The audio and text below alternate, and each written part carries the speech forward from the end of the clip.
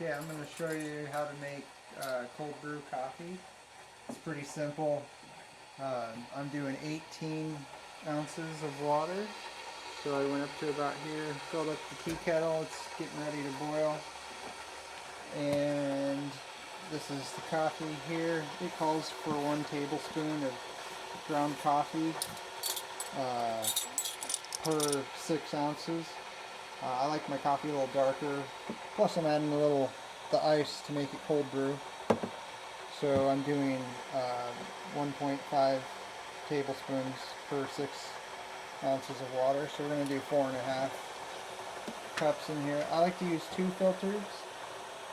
Here's the number 4 coffee filters that I use. And my Bodum coffee maker. This is the best coffee maker I could find online. So I'm just going to put 4.5 heaping tablespoons of ground coffee in here. And a half of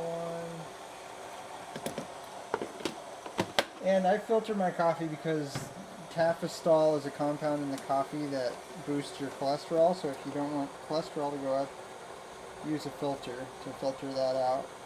And the cold brew method, it goes right on ice, so it doesn't get bitter. If you hot brew it and then stick it in the fridge, the coffee will go bitter. But if it goes right onto the ice cubes, that's the way to cold brew it, so it doesn't get bitter.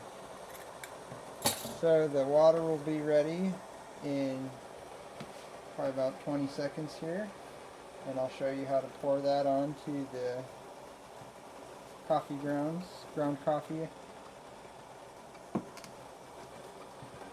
Hey, look at that, perfect timing.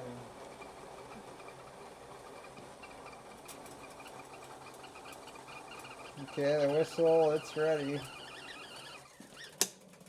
Go ahead and pour it here. I like to pour it in kind of a circular motion.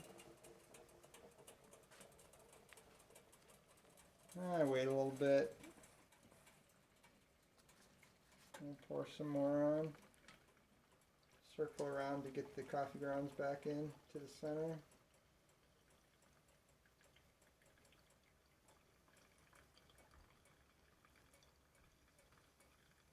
Go around the edges.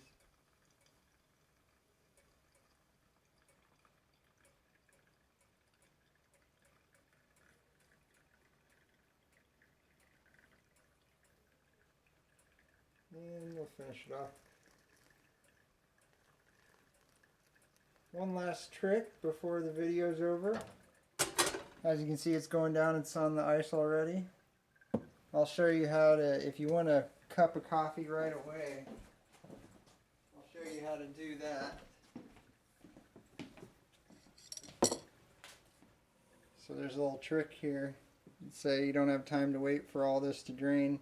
You just want a cup now. Take this up. Allow it to drip, and then just pour